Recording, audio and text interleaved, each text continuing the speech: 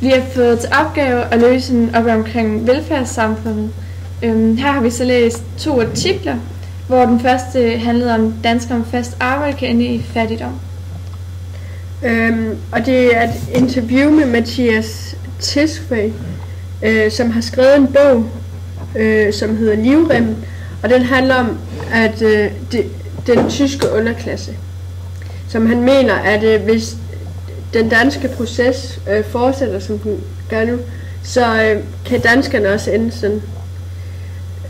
Ja.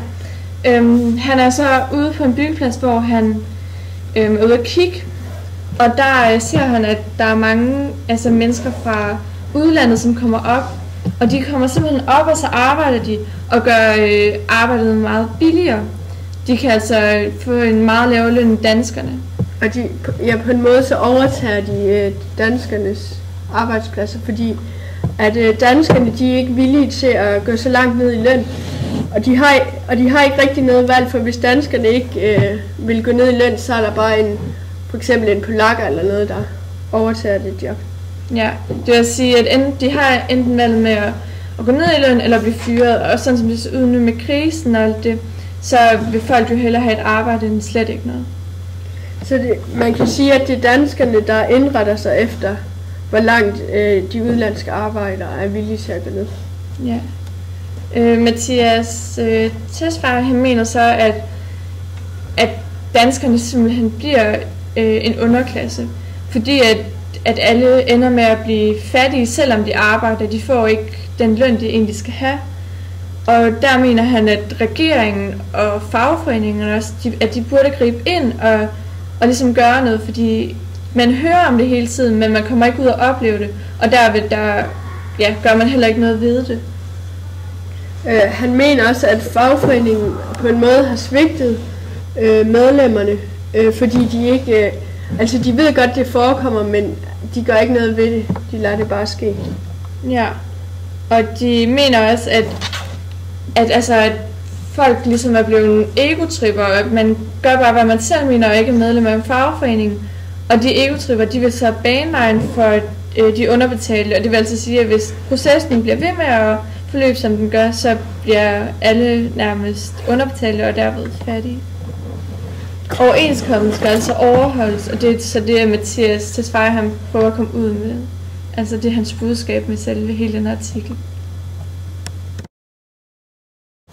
Nu vil jeg så tage udgangspunkt i artiklen Velfærdsstatens fremtid, som tager udgangspunkt i velfærdsstatens udvikling, både på godt og ondt.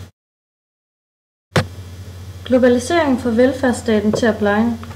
Det vil sige, at befolkningen begynder at tvivle på vigtigheden af velfærdsstaten. Vi hørte også i en tidligere artikel, at den økonomiske konkurrence mellem de forskellige lande resulterede i, at den udenlandske arbejdskraft overtog det danske marked. Dermed så vi, at der ikke længere var noget sikkerhedsnet. Nu ser man også, at den skandinaviske velfærdsstat er klemt. Altså det er ikke længere den optimale. Det er lidt mere alternativt, fordi at det er kamp mod bunden, hvor velfærdsstatens ydelser og institutioner ofres en for en. Det kan vi også se ved, at staten går ind og svigter, i det ikke støtter det enkelte individ, når det er nødvendigt. Det vil sige, at de ikke lever op til kernemålsætningen i velfærdsideen. Reformerne bag velfærdsstaten gør, at den enkelte drukner udgifter, i det ikke længere er noget sikkerhedsnet. Det vil sige, at det er en personlig krise, når den økonomiske konkurrence resulterer i arbejdsløshed. Derfor er velfærdsstatens fremtid usikker på nuværende tidspunkt. Ja, så har vi også en figur, som viser, hvordan de 4 områder sætter velfærdssamfundet under pres. Og hvis man ser på befolkningssammensætningen i Danmark i dag og i fremtiden, vil man kunne se, at der er nogle ændringer i form af, at der vil være flere ældre og ikke så mange unge. Og det vil så også betyde, at de offentlige vil få nogle flere krav. Globaliseringen rummer mange muligheder, men stiller også krav til velfærdssamfundet. Eksempelvis i Kina, hvor man er villig til at arbejde for omkring 10 kroner i timen, mener man så, at mange virksomheder vil rykke produktionen dertil og udnytte deres billig arbejdskraft. Mere fritid og mere service. Siden 1960 er arbejderne begyndt at arbejde mindre, og krav til den offentlige service er steget mere og mere.